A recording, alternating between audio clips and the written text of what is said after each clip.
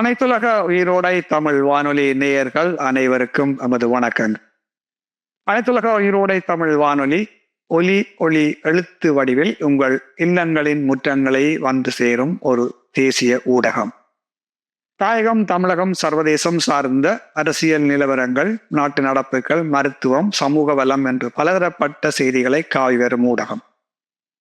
இன்று நாம் தாயக களத்தில், தாயகத்தில் இருந்து கிழக்கு மாகாணத்தில் மட்டக்களப்பில் இருந்து திருமிகு சிவயோகநாதன் சீலன் என்று அழைக்கப்படுகின்ற சிவில் சமூக செயற்பாட்டாளர்களின் ஒன்றியம் அமைப்பிலிருந்து இன்று அழைத்து வந்திருக்கின்றோம். நாம் எடுத்துக்கொண்ட விடயம் என்று பேசுவதற்காக தாயகத்திலே 18ஆம் ஆண்டு தமிழ் இன அழிப்பு நாள் பொது கட்டமைப்புகளால் ஏற்பாடு செய்யப்படுகின்றது. கிழக்கு மாகாணத்திலே இந்த ஏற்பாடுகள் எந்த முறையிலே நடைபெறுகின்றன, அதற்கான ஏற்பாடுகள் நீங்கள் தொடர்ந்தும் அங்கே இந்த ஏற்பாடுகள் செய்யப்படுகின்றனவா? அது மட்டுமன்றி இந்த பொது கட்டமைப்பால் ஏற்படுத்தப்படுகின்ற இந்த நினைவேந்தல் நிகழ்வில் நீங்கள் கலந்து கொள்வதாக என்ன மாதிரியான நிகழ்வுகள் என்பதை பற்றி நாங்கள் இப்பொழுது பேசுவோம். திருமிகு சிவயோகநாதன், நீங்கள் இப்பொழுது பேசணும். வணக்கம். இந்த வாரம் உங்களுக்கு தெரியும், நான் நினைக்கின்றேன், முள்ளிவாய்க்கால் இன சுத்திகரிப்போ நடைபெற்று நினைவு இனப்படுகொலை வாரமாக தமிழர்கள் உலகெங்கும் அதை கடைப்பிடித்து வருகிற இந்த வாரத்தில் 12ஆம் தேதியிலிருந்து 18ஆம் தேதி இறுதி நிகழ்வு வரையும் மிகவும் கனத்த இதயங்களுடன் தமிழ் தேசிய பரப்பில் இருக்கின்ற மக்கள் இறுதி நேர யுத்தத்தில் அவர்களுடைய தியாகங்கள், அவர்களுடைய உயிரிழப்புகள், இந்த அரச படையினரால் அவர்கள் வதைக்க மருத்துவ வசதிகள் கூட இல்லாமல் அவர்கள் பட்ட வேதனைகளை மனதில் நிறுத்தி கொண்டு இந்த வாரமானது வழி சுமந்த வாரமாக இருக்கின்ற அதே நேரத்தில் பொது கட்டமைப்பு வடமை போல் இந்த 18ஆம் தேதியும் அவர்கள் அந்த நினைவேந்தலுக்கான அழைப்பினை கொடுத்திருக்கிறார்கள். அந்த வகையில் நான் நினைக்கிறேன், இந்த முறை சென்ற முறையை விட அதிகமான மக்கள் அந்த இடத்தில் கலந்து கொள்வதற்கான வாய்ப்புகள் காணப்படுகின்றது. அதே போல் அந்த இடத்துக்கு செல்ல முடியாத மக்கள் தங்களங்கள் இருப்பிடங்கள், தங்களங்கள் மாவட்டங்களிலேயே பிரத்யேகமாக ஒழுங்கு செய்யப்பட்டிருக்கின்ற சில பகுதிகளில் நினைவேந்த நிகழ்வுகளை எல்லா மாவட்டங்களிலும் செய்வதற்கான ஏற்பாடுகளும் நடைபெற்று கொண்டிருக்கின்றது. அதே நேரத்தில் பிற மாவட்டங்களில் இருந்து, அதாவது முல்லைத்தீவு மாவட்டத்தை நோக்கிய தனியார் பேருந்துகள் மற்றும் இலங்கை போக்குவரத்து சபை பேருந்துகள் மூலமாக மக்கள் அதிக அளவில் இந்த முறை செல்வதற்கான ஏற்பாடுகள் செய்யப்பட்டிருக்குது. இன்னொரு பக்கம் நிச்சயமாகவே அவர்கள் அந்த நினைவேந்தலின் நிகழ்வில் கலந்து கொள்ள வேண்டும் என்ற ஒரு ஆர்வம் அநேகமான பகுதிகளில் பெற்றிருக்கின்றது. அதே அது சம்பந்தமான நிகழ்ச்சி வரும் ஒழுங்குகளை தொடர்பு போது நாங்கள் சென்ற முறையை விட அதிகமான மக்களை இந்த முறை கண்டுகொள்ளக்கூடியதாக இருக்கும் என்றதுதான் இப்போதைக்கு இருக்கின்ற ஒரு நிலப்பாடாக இருக்கின்றது.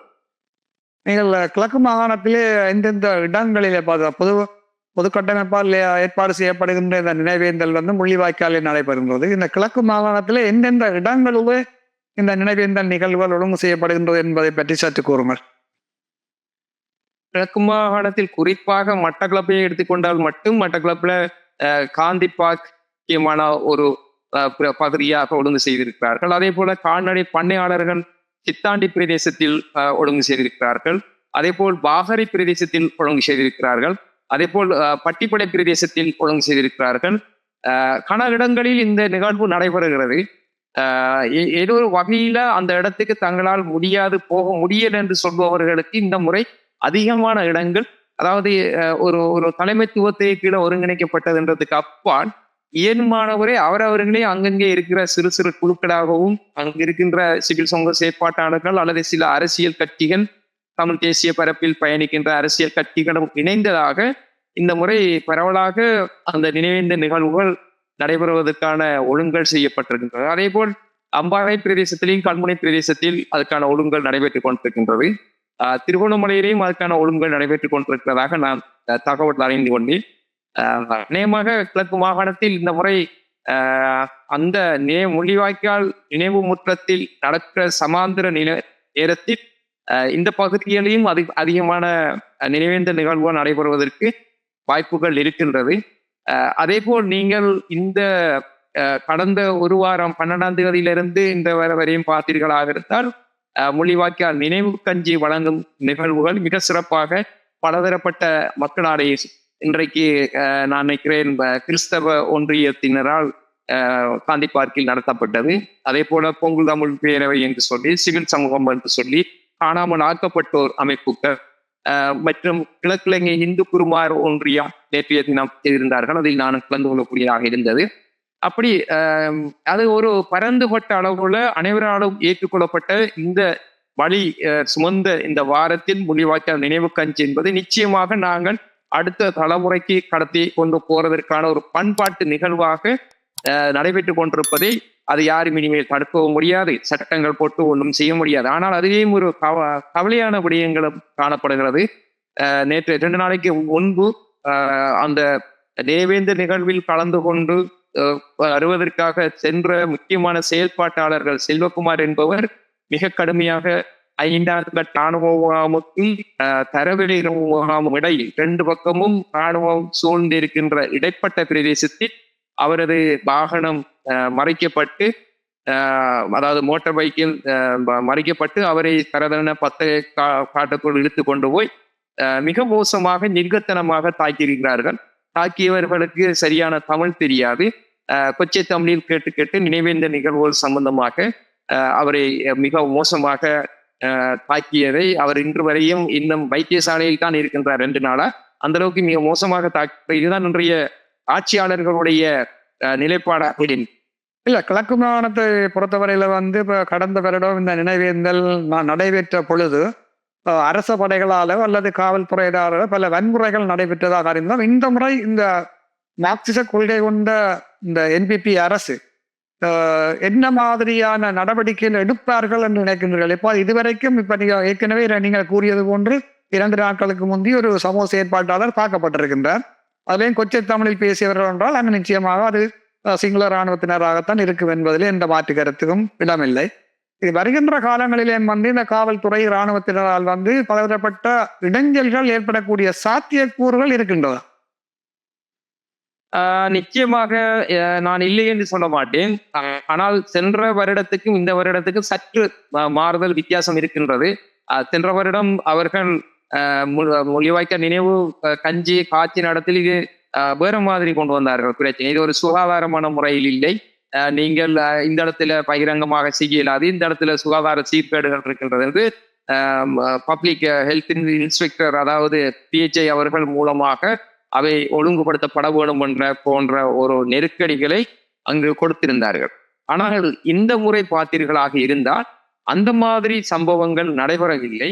ஆனால் நான் நினைக்கிறேன் சத்ருகொண்டா நினைவு தூக்கியடியில் ஒரு குறிப்பிட்ட போலீஸ் புலனாய்வாளர் மிக மோசமாக ஆரம்பத்திலிருந்து அடுப்பு மூட்டத்திலிருந்து பகிர்ந்து கொடுக்கும் வரையும் அவர் எல்லாத்தையுமே ஒளிப்பதிவு செய்து கொண்டிருந்தார். அந்த நேரத்தில் அங்கிருந்த அந்த நான் தாக்கப்பட்டிருக்கின்ற சிவில் சமூக செயற்பாட்டாளர் நானும் அதில் இருந்தேன். அவரிடம் மிகவும் முரண்பட வேண்டியதாக இருந்தது. இனத்துக்காக நீங்கள் அந்த நேரம் டாக்டர் ஸ்ரீநாத் பாராளுமன்ற உறுப்பினர் அவர்களும் அவருடன் பேசியிருந்தார்.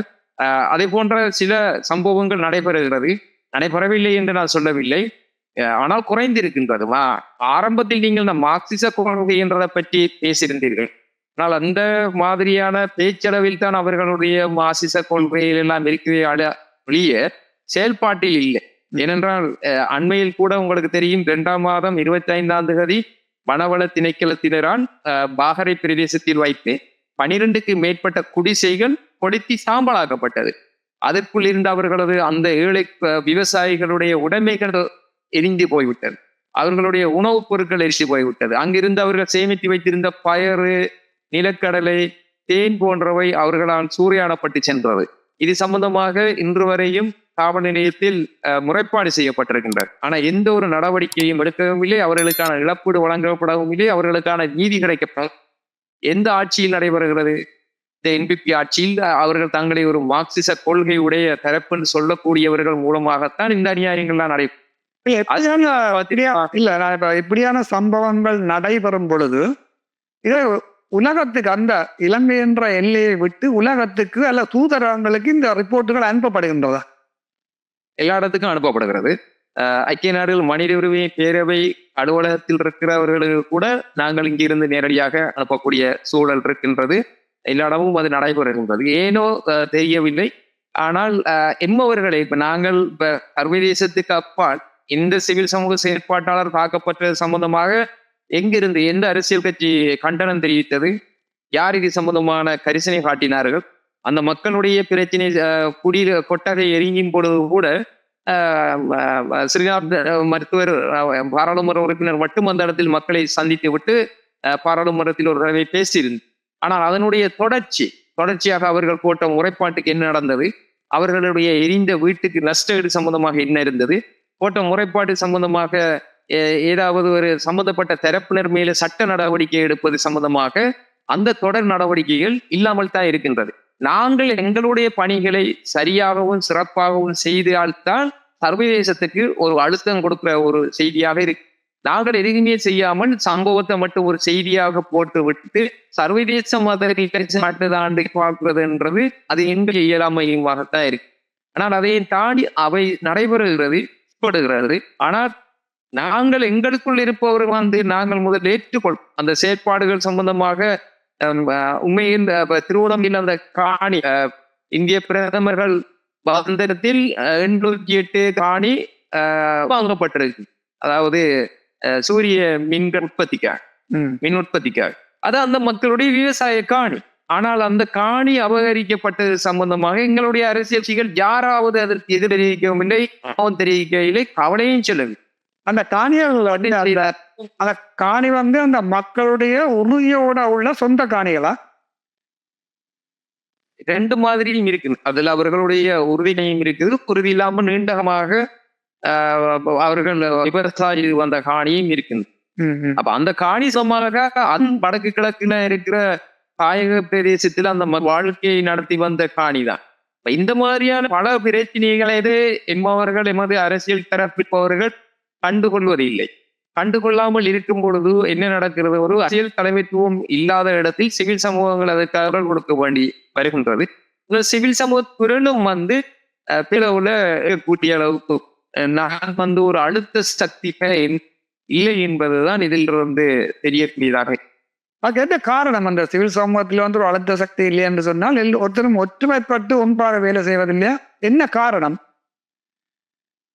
இல்ல, எல்லா இடமும் சுயநலமான போக்கு கூறிக்கின்றது. அண்மையில் கூட நான் நினைக்கிறேன் ஒரு ஜனாதிபதி தேர்தல் ஒன்று நடைபெற்ற பொழுது கூட பொது வேட்பாளர் சமமான ஒரு பொது கட்டமைப்பு தமிழ் மக்கள் பொதுச்சபை முதலில் உருவாக்கப்பட்டு தமிழ் மக்கள் பொதுச்சபை. அந்த பொதுச்சபையில் நாங்கள் பேசும் பொழுது சில உடன்பாடுகளை கட்டியிருந்தோம். அதாவது சட்டத்துக்கு அப்பால் ஒரு தாங்கினதாக ஒரு சில கருத்துக்களை நாங்கள் ஏற்றுள்ளோம். அதாவது இதில் வருகிற சின்னம் நாங்கள் எதிர்கால அரசியலை எடுக்கக்கூட என்று ஒரு எழுதப்படாத ஒரு புரிந்துணர்வு ஏற்படுத்தப்பட்டது. அதே நேரத்தில் இதில் பங்கு பெறுபவர்கள் யாருமே எதிர்காலத்தில் தேர்தலுக்கு போகக்கூடாது என்று சொல்லி ஒரு உடன்பாடு. ஆனால் எல்லாமே மீறப்பட்டது என்றால் யாரால மீறப்பட்டதுன்னு சொல்லி பார்த்தீர்களாக இருந்தால் எங்கள்கிட்ட இருந்த சிவில் சமூகத்தால தான் மீறப்பட்டது. அப்ப அதுக்குள்ள இருந்த சில சுயநல போக்குகள், சிலர் தேசம் சார்ந்து அல்லது தமிழ் தேசிய சார்ந்து எங்களுடைய இருப்பு சார்ந்து எதிர்காலம் சார்ந்ததாக சிந்திக்க தவறின் விளைவு அது ஒரு கட்டமைப்பாக தொடர்ச்சியாக கொண்டு வர முடியாமல் போய்விட்டது. ஆனாலும் பொது கட்டமைப்பு கலைக்கப்பட்டிருக்கே தவிர இன்னும் பொதுச்சபை கலைக்கப்படவில்லை. அதுல இருக்கிற ஒரு சிலர் தாங்களாகவே விளைத்தீர்கள் தவிர பொதுச்சபை இன்றைக்கும் அதுக்குரிய தளங்களில் வாட்ஸ்அப் குரூப்புக்கு அதுக்குரிய கருத்து மாற்றங்கள் நடைபெற்றுக் கொண்டுதான் இருக்கின்றது. ஆனால் அதுக்குரிய சில என்ன சொல்றது பின்னோட்டல்கள் அதுக்குரிய மீண்டும் அதை ஒரு ஒருங்கிணை கொண்டு வர வேணும் என்பதுதான் என்னைப்போன்களுடைய பலரின் நாங்கள் வேண்டும். செய்து ஒரு நிலைமைக்கு வந்தால்தான் இந்த அரசியல் கட்சி நாங்கள் எதிர்காலத்தில் கையாண்டு ஒரு சரியான தமிழ் தேசிய பரப்பு கொண்டு வர முடியும். ஏன் நான் இதை திரும்பவும் சொல்கிறேன் என்றால் இப்போ இருக்கிற ஆட்சியாளர்கள் ஏற்கனவே சேர்ந்தவர்கள் அவர்களுக்கு இந்த 13வது திருத்தம் அல்லது போன மாகாண சபை சம்பந்தமாக அவர்களுக்கு விருப்பம் இல்லாத ஒரு நிலையில் தான் அவர்கள் ஆட்சிக்கு வர முதலே பேசிக் கொண்டிருந்தவர். ஆனால் இந்தியாவுடைய அழுத்தம் இருந்ததன் காரணத்தினால் தான் மாகாண சபை தேர்தலையோ அல்லது 13வது சட்டத்தையோ கொண்டு வரணும் என்ற ஒரு நிலைப்பாடு இருந்தது. ஆனா இப்போ அந்த 13வது திருத்தச்சட்டத்தில் தமிழ் மக்களை விட அதிகமான நன்மை ஏற்கனவே இந்திய அரசாங்கம் தான் இருக்கு. அவர்கள் பாதுகாப்பு இறையாண்மை சம்பந்தமாக எந்த ஒரு நாடையும் ஏற்கும் பேசுகின்றாலும் இந்தியாவுடன் பட விடயங்களும் அதில். இப்போ அதை தாண்டி தனித்துவமான ஒரு பாதுகாப்பு ஒப்பந்தம் இந்த பாரத பிரதமர் அவர்களாலும் இலங்கை ஜனாதிபதி அவர்களாலும் கைச்சாத்தாக்கப்பட்டிருக்கு அவர் அண்மையில் இலங்கைக்கு வந்து சென்றபோது. அதனால் இனிவரும் காலங்களில் நான் நினைக்கவில்லை ஈழத்தவர்களுடைய பிரச்சனை சம்பந்தமாக அவர்கள் கரிசனை காட்டுவார்கள். அல்லது இதுவரையும் காட்டவும் இல்லைதான், இனிமே காட்டுவதற்கு இந்த ஒரு பிடியும் அவர்களுக்கு மாதிரி தெரியவில்லை. ஆனால் இதை அரசியல் கட்சிகளும் விளங்கி கொள்ற அளவுக்கு தெரியவில்லை. அதோட எங்களுக்கு இன்னும் ஒரு பிரச்சனை, இந்த நினைவேந்தல் காலமாக இருப்பதன் காரணத்தினால் நினைவேந்தல் செய்யப்படுகிற இடங்கள், இப்ப உதாரணத்துக்கு அன்னை பூவதியம்மாவின் இடம், முள்ளிவாய்க்கால் நினைவு தினம் இடம், மற்றது படுகொலை செய்யப்பட்ட நினைவு தூவிகள் இருக்கும் இடம், இந்த இடங்கள் எல்லாமே அரசாங்கத்தினுடைய காணிகளாகத்தான் இருக்கின்றது. அது எப்போ வேணும் என்றாலும் அரசுடைமையா ஆக்கும். ஆனால் அதை எங்களுடைய ஆட்சிக்குள், அதாவது நான் சொல்றேன் உள்ளூராட்சி மன்றம் என்பது அந்த அந்த பிரதேசத்துக்குள் சில அங்க இருக்கின்ற ஜாப்பின் உபவிதிகளை உருவாக்கி தனிநபர் பிரேரணைகள் கொண்டு வந்து அது ஒரு ஒரு பராமரிக்கக்கூடிய ஒரு பகுதியாக பூங்காவோ ஏதோ ஒரு டைப்பாகவோ உள்ள முடியும். சென்ற முறை ஆட்சியில் இருந்தவர்கள், தமிழ் தேசியம் சார்ந்து இருந்தவர்கள் இந்த காரியத்தை செய்யவில்லை. எனவே இனிமேல் இந்த ஆட்சி பொறுப்பை எடுக்க இருக்கின்ற தமிழ் தேசிய பரப்பில் இருப்பவர்கள் இந்த மாதிரியான விடயங்களையும் கருத்தில் கொண்டு அதை உள்ளூராட்சி மன்றங்களுக்குள் கொண்டு வருவதாக இருந்தால் அங்கு ஒரு பணியாளரை அதற்கென்று அறிவித்து துப்புரவு பணிகளை செய்து காலகாலமாக ஒழுங்கமைக்கிற பாதுகாப்பான பூங்காவாக உருவாக்கி அது ஒரு நல்ல ஒரு சிறந்த ஒரு நினைவகமாக கொண்டு, இப்ப நீங்க கனடாவில தொடங்கப்பட்ட நினைவகத்தை பார்த்தீர்களாக இருந்தால் அதுதான் நான் நினைக்கிறேன் ஈழத்தமிழர்களுக்கு மிகவும் மறக்க முடியாத மிகவும் ஒரு வெற்றிகரமான செயல்பாடாக. ஏனென்றால் அந்த காணி அரச காணி, அந்த நிறுவன அரசு அந்த நகர கூட்டதாக இருக்கின்றது. அந்த நகர முதல்வரே சொல்லிட்டார் நடந்தது இனப்படுகொலை, படுகொலை நடக்கவில்லை என்று சொல்பவர்கள் நீங்கள் நேரே சிலங்காவுக்கு போலான்னு நேர தன்னுடைய பேச்சிலே வலியுறுத்தி சொல்லுகிறார். அதே நேரம் அந்த இடம் கனடியன் அரசாங்கத்துக்குரிய இடம். ஆனா எங்களுடைய பங்களிப்பு புலம்பெயர் தேசத்தில் இருக்கிற மக்களுடைய உழைப்பு, அது உழைப்புண்டா நான் நிதியை மட்டும் சொல்லவில்லை, இதை உருவாகாமல் தடுப்பதற்கு எடுக்கப்பட்ட முயல்கள் எல்லாம் தான் பின்னுக்கு ஒரு அரச ஏறும் நீதியின் பால் இருந்ததன் காரணத்தால் அது சாத்தியமாய். ஆமா. ஆனால் நாங்கள் இங்கே விரல் காட்டி சொல்லுகிற இந்த ஆட்சியாளர்கள் அதை ஏற்றுக்கொள்வதற்கு தயாரில்லை. பார்த்தால் மார்க்சிசம் பற்றி பேசுகிறார்கள், அவர்கள் அப்போ இருந்தே மார்க்சிசம் பற்றி பேசியவர்கள். ஆனால் எங்களுடைய அரசியல் பிரச்சனைக்கு நிரந்தரமான ஒரு தீர்ப்போ அல்லது நடந்த யுத்தத்தை நிறுத்துவதற்கு சமண நடவடிக்கை அவர்கள் எடுக்கவில்லை. அவர்கள் சொன்னதே யுத்தத்தால் தான் வெல்ல வேண்டும் என்றுதான் அவர் வீடு வீடாக சென்று சிங்கள இளைஞர்களை யுத்த அனுப்பி அவர்கள் பக்கத்திலேயே நியாயமான இளைஞர்கள் உயிரிழப்பதற்கு இதே அரசாங்கம் ஜேபி கட்டி காரணம் இருந்தது. அதே போல் மக்களுக்கு இணைப்பை பிரிப்பதற்காரும் அவர்கள் தான் காரணமாக இருந்தது. ஆமா, மனிதமான கட்டமைப்பை செயலிழக்க பண்றதுக்கு இவர்கள் தான் காரணமாக இருந்துச்சு. அப்ப ஏதோ அவர்கள் மீண்டும் இவ்வாறு புதிய தென்பான ஒரு செயல்பாடு நடக்கும் என்பதை நாங்கள் கனவுடன் நினைத்து பார்க்க வேண்டும் என்று வனச்சொலிக்கத்தில் என்பிபியில் அங்கத்தவராக இருந்த ஒரு இளைஞர் ஒருவரால் தான் என்பிபியிலிருந்து விலகுவதாகவும் எதிர்காலத்தில் இளைஞர்களுடைய எங்களுக்கு நடைபெற்ற இனப்படுகொலையையும் கருத்தில் கொண்டு தான் அந்த கட்சியிலிருந்து விலகுவதாக அறிவித்திருந்தார். அதை பார்த்திருந்தோம். மற்றவர்கள் இன்னும் ஒரு முக்கியமான விடயத்தை சொல்ல விரும்புகிறேன் என்னன்னு சொன்னால், இப்ப நீங்க கிழக்கு மாகாணத்திலே இனப்படுகொலை இன அழிப்பு நாள் 18 மேய செய்கின்றீர்கள். இப்போ வடமாகாணத்தை பொறுத்தவரையில் கூடுதலாக அங்கு தமிழர் ஈழத்தமிழர்கள் தான் வாழ்கின்றார்கள். ஆனால் கிழக்கு மாகாணம் அப்படி இல்லை. கிழக்கு மாகாணம் பல்லின மக்களை கொண்டது. பல உங்களுக்கு மிக செவாய்கள் நிறைந்த ஒரு இடம் கிழக்கு மாகாணம். அப்ப இந்த 18 மேயை நீங்கள் அங்கு நினைவேந்த நிகழ்வை செய்யும் பொழுது மற்ற மக்களும் உங்களை சொலிடாரிட்டி நினைவில் கொண்டு எங்களுடன் கலந்து கொள்கின்றார்களா? அதற்காக நீங்கள் இந்த இஸ்லாமிய சகோதரர்களுடன் பேசினீர்களா? அவர்களும் அதற்காக ஆதரவை தருகின்றார்களா என்பதை பற்றி கூறலாம் நினைக்கின்றேன். நிச்சயமாக நான் நினைக்கிறேன், சென்ற வருடம் ஓதிரு பிரதேசத்தில் இஸ்லாமிய பெண்கள் முள்ளிவாய்க்கால் நினைவு கஞ்சி காட்சியவர்கள் அது அவ்வளவு பேரும் போலீஸ் இந்த அச்சல் காரணத்தினால் அவர்கள் அழைக்கப்பட்டு விரட்டப்பட்டு அதற்கு பிறகு அரசாங்கத்துடன் சேர்ந்து இயங்குகின்ற அரசியல் கட்சி அவர்களை பள்ளிவாசல் மூலமாக பேசப்பட்டு அவர்கள் இந்த மாதிரியான செயல்பாடுகளை செய்யக்கூடாது என்ற ஒரு அழுத்தம் அவர்கள் சமூகத்துக்குள்ளாலேயே அதன் பிரதிபலன் இந்த முறை அந்த சகோதரர்கள் இந்த மாதிரியான நிகழ்வுகளில் கலந்து கொள்ளவில்லை. எனவே நான் நினைக்கின்றேன், இது எதிர்காலத்தில் இப்ப எல்லோரும் இஸ்லாமியர்களாக இருந்தால் என்ன, எல்லோரும் தமிழர்கள் தான். மத ரீதியாக நாங்கள் பிளவுபட்டு இருக்கலாம், ஆனால் தமிழர்கள் தான் என்ற ஒரு நிலப்பாட்டில் அவர்கள் வரவேணும். அதுக்கான காலம் வெகு தூரத்தில் இல்லை. எனவே நாங்கள் இன்னத்து பேசியாலும் எவ்வளவு பிரச்சனைகள் இருந்தாலும் இணைந்து வாழ வேண்டிய ஒரு தரப்பாக இருக்கின்றோம். இஸ்லாமிய மக்களும் தமிழ் மக்களும் ஒரே மொழி பேசும் மக்கள்.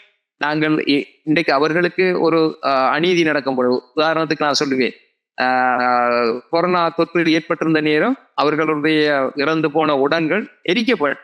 ஆனால் அதனை எரிக்க கூடாது, ஜனாசாக்களை எரிக்க வேண்டாம் என்று நாங்கள் P2P போராட்டம் நடத்தும் பொழுது 10 அம்ச கோரிக்கையில் அதுவும் ஒரு கோரிக்கையா நாங்கள் செய்தோம். அந்த அதே நேரம் மலையக மக்களுக்கு 1000 ரூபாய் அந்த நேரத்தில் 2020ஆம் ஆண்டு வழங்கப்பட வேணும் என்று 10 அம்ச கோரிக்கைகள் அதுவும் ஒரு கோரிக்கையாக வைத்திருந்தோம். எனவே வடக்கு கிழக்கை பொறுத்தவரையில் நாங்கள் அவர்களுக்காக என்றைக்குமே குரல் கொடுக்காதவர்கள் அல்ல, தொடர்ச்சியாக குரல் கொடுத்து கொண்டு இருக்கின்றோம்.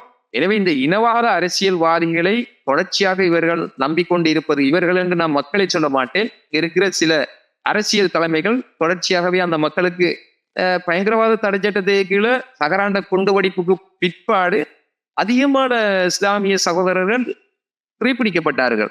சம்பந்தம் இல்லாம காரணம் இல்லாமல் எல்லாம் சிறையில் அடைக்கப்பட்டார். நாங்கள் அதற்காகவும் அவர்களுக்காகவும் குரல் கொடுத்திருந்தோம்.